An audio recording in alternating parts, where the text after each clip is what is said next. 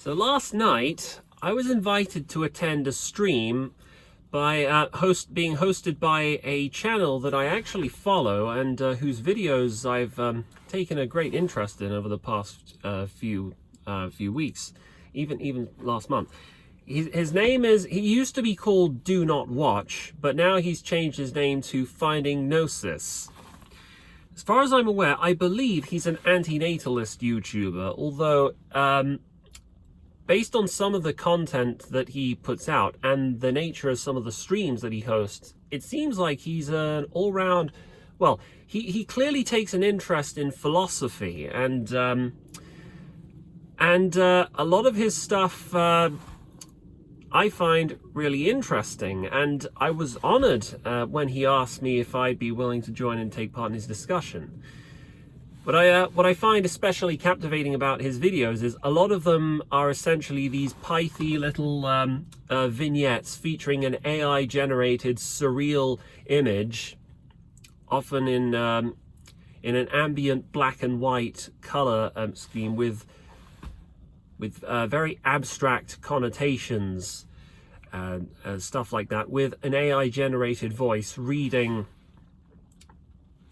an excerpt from one of his philosophical musings about life, the nature of suffering and existence. But I think it would be a bit of an oversimplification to say he's an antinatalist YouTuber, because I think his views are a bit more nuanced than that. And to be honest, I'd have to dig deeper into his channel to see what he's really about. But anyway, he's a very interesting guy, and I was invited to take part on his live stream to talk about consciousness. He asked me what I thought consciousness was, and I thought I'd talk about that a little in this video here, just to clarify what my thoughts are. So the idea of consciousness is inseparable with the idea of the self and the idea of the soul. As humans, we all perceive ourselves to be a distinct, individualized, separate entity that is outside the rest of the universe. You know, we process visual and auditory stimuli through our eyes and ears. Our brain makes sense of it, and we interact with our environment through our actions, like moving, walking around, and talking to other people. But I mentioned, I believe that it's all an illusion. Consciousness itself is an illusion. You're probably, in some way, you might be familiar with René Descartes and his infamous cogito ergo sum, I think, therefore I am. The essential idea that you cannot deny fundamentally that you have a self because of the fact that you are able to think and process things, without which you simply would not exist. Now, it's easy to understand why we all think this way. In fact, it's often been said, I forget who it was that said this first, but individualism, the notion that we are individuals and we perceive and process events, time, experience and all that as individuals that exist outside of a collective, that we are these self-sufficient organisms made of matter, yet somehow we exist outside the sphere of matter, the very same matter that we're made of. I think that this is inseparable to Western philosophy. You know, the Western philosophical and cultural tradition all stems from this idea that we all have free will, we have a soul. Now, I'm not saying that we're the only ones to believe in the idea of there being a soul. This is actually fairly common around the world, but it's not universal. There are many other cultures that believe in something a little different. The idea of oneness, the idea that we do not exist as separate singular entities, but as separate unique entities, but we are simply, we're all part of a collective. We're all made from the same organic matter that plants and trees are. And that fundamentally there is no self. And I explained, this is what I believe. Consciousness itself is an illusion. This the idea of consciousness, as I touched on earlier, it's inextricably linked with the idea of the soul, because the soul is essentially the consciousness, but beyond the point of death. This idea that when you die, the soul departs from your body and reaches its destination via an afterlife. Now, a lot of people, even if there are people who don't believe in this, even if there are people who claim to be atheists, this framework of thinking and how we view the world, it permeates into our culture and how we see the world, the interface through which we engage in dialectic and how we perceive reality, whether we're aware of it or not. But the reason why I don't believe in the existence of the self and the consciousness and the soul, the reason why I believe it's all an illusion, a lot of it has to do with this fascinating book that I came across many years ago. It's called The Self-Delusion. I forget the name of the guy who wrote it, but you guys don't need to worry if you're not a big reader, because it's written in plain, simple English and it's easy enough to understand. And it really opened my eyes to what I'm now currently discussing. See, while it may make intuitive sense to believe that you exist as a singular, separate entity outside of humanity, outside of the universe, you might be compelled to think like this. However, the more closely you examine and unravel this way of thinking, the more it begins to fall apart, and the less sense you find it makes. So, starting from the top, the idea of there being a consciousness and there being a self is connected heavily with the concept of free will. This idea that because you exist as a separate entity outside of humanity, you're able to control and execute certain commands or actions. You're able to execute certain functions that help you move about and function in this world. Yes, there are feelings you have, but you're able to choose what you do or how you go about addressing these feelings that you have. This is what a lot of people think like, and our culture certainly is certainly framed on this model of thinking, the idea of personal responsibility and free will. That Christianity talks a lot about this, how God gave us free will, and that everyone has a choice as to whether they end up in heaven or hell. But reading this book, The Self-Delusion, it really began to clarify a couple things, and I think almost single-handedly, this book completely eviscerated my way of thinking and revealed to me that it's all just an illusion. Like first of all, we don't have nearly as much control over our thoughts, our actions, as we think we do. And the book, The Self-Delusion, explains this, demonstrates this very effectively. First of all, we know that there are parasites that exist which can change and alter human behavior, and certainly in animal behavior. A good example of this is there's a parasite called Toxoplasma gondii. Toxoplasma gondii is a parasite that can be found in the bodies of rodents, mice and rats, and it causes them to act in a way, in a reckless kind of way that makes them more vulnerable to predators like cats eating them. And why it does this is it is believed that when these mice are eaten by the predators, by the cats, the parasite spreads to the cat, and thus the parasite engineers a means of transmission to other species and propagation by changing behavior. And I don't know exactly the extent to which this has an effect on humans, but I believe it is, if I'm remembering this correctly, it is said, it is alleged that this virus can influence human behavior too, and it makes us less disgusted by cat urine. I'm not 100% sure why cat urine exactly, but when you take into consideration, when you take into account the fact that Toxoplasma gondii infects rodents, which are eaten by eaten by cats, you can make a logical leap as to why humans might suddenly no longer be, might become attracted to cat urine, because it would help facilitate the transmissal of the parasite to the humans to help itself spread. Now that's just one example. There are viruses that then influence human behavior as well. Another example is rabies, the rabies virus. So what does rabies do? Well, it's commonly spread by bats or infected dogs. When the virus infects a host, this is true of humans as well as dogs. The first thing it does is, once the virus has had enough time to settle, and if it hasn't been neutralized by antibiotics or things like that, first thing it does is it makes you drool and salivate.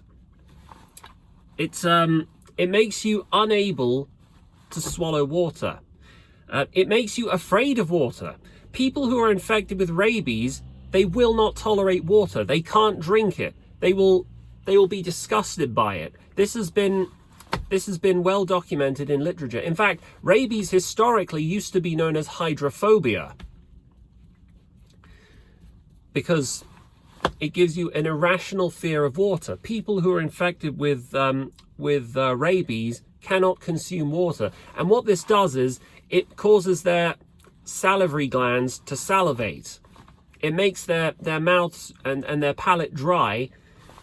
And because rabies can be transmitted through the saliva, you can see where I'm going with this. The virus engineers human behavior in such a way so as to make it spread more. And of course, what else does rabies do? It makes you aggressive. It makes you violent and aggressive. It does this with dogs, and it does this with humans as well, I believe.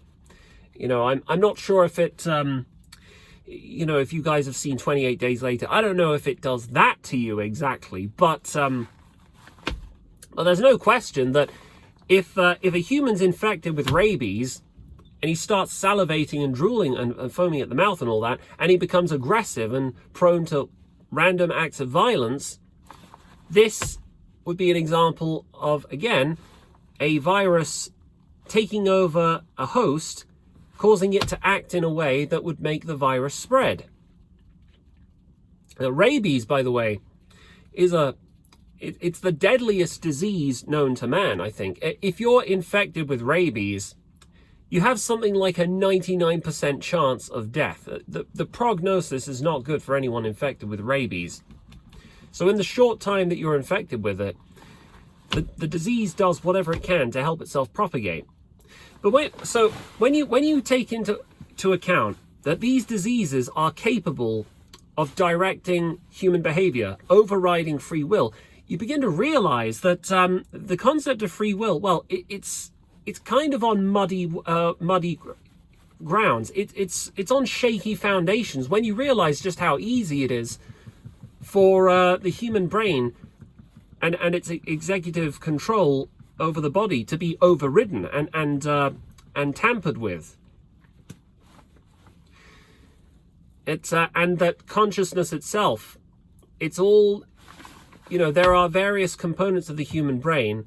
At some point in the distant future, we may well be able to isolate and sequence the regions of the brain that are responsible for processing visual and auditory stimuli and simulating the experience of consciousness itself.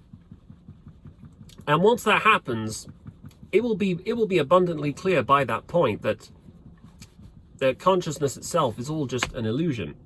And another fascinating example that the book tells us of is in the 1960s. Was it the 1960s or was it the 1950s? There was an American mass shooter by the name of, what was his name? Was it Walt? No, Charles Whitman, I think that was his name.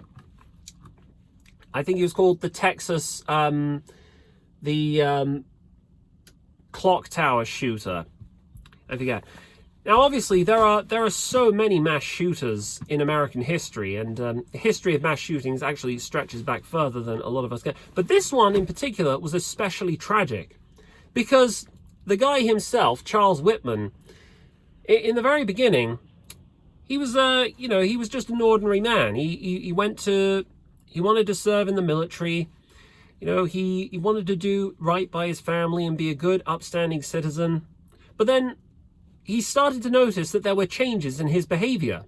He started having these violent, uncontrollable impulses. He started having these fantasies of committing acts of violence. He started having these headaches and these seizures.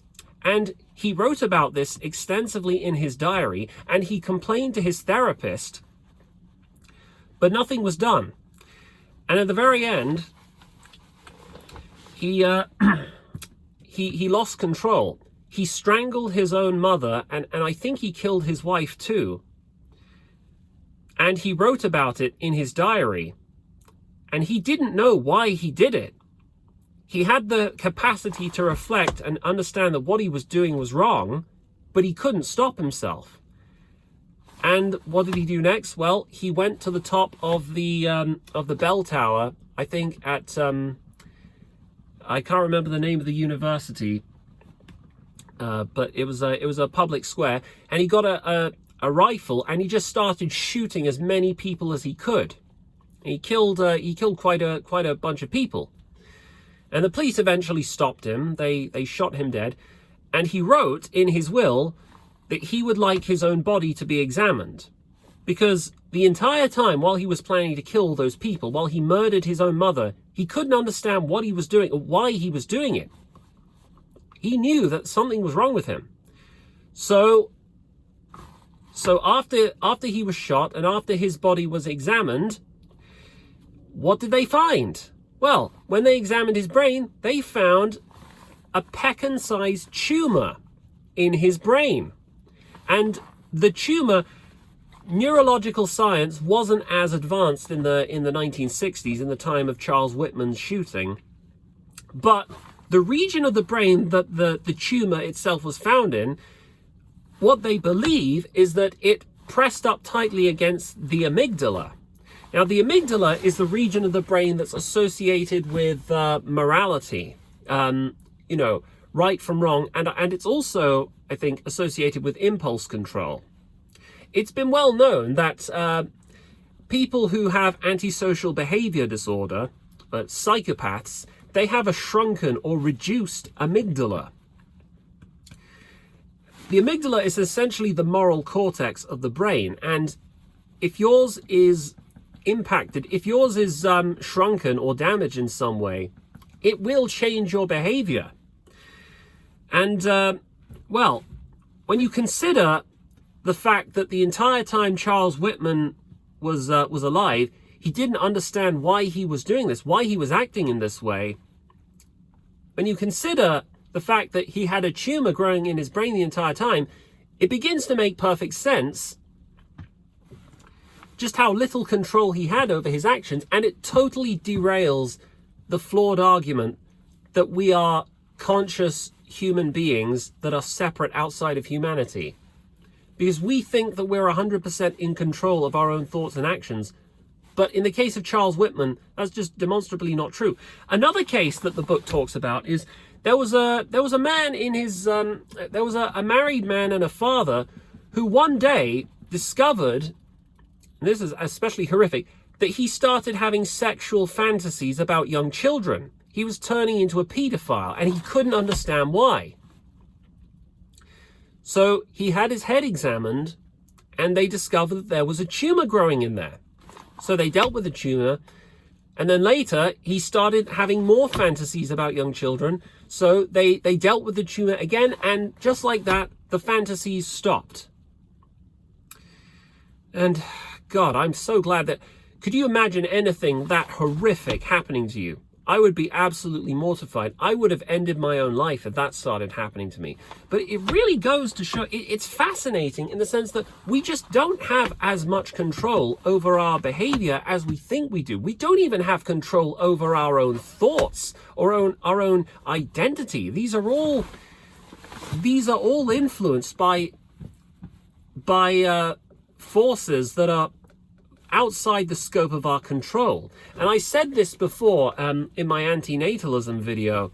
We all like to think that we're the pilots in a passenger plane, but in reality the plane is on autopilot and we're really nothing more than passengers. It's not to say that yes, it's true, we have the capacity to intellectualize, to to wax philosophical about the nature of being, to observe the nature of and contemplate the nature of existence. But in terms of how much control we actually have, we really don't have that much control at all. A lot of it is genetically predetermined by biological factors. So anyway, those are my thoughts on consciousness and free will. And I'd like to thank Finding Gnosis for inviting me on the stream, because I really enjoyed that. I'm honored that he thought that I was worthy to take part in his discussion. I look forward to seeing more of his stuff. And I'll catch you guys later, because I got to finish my route. See you guys later.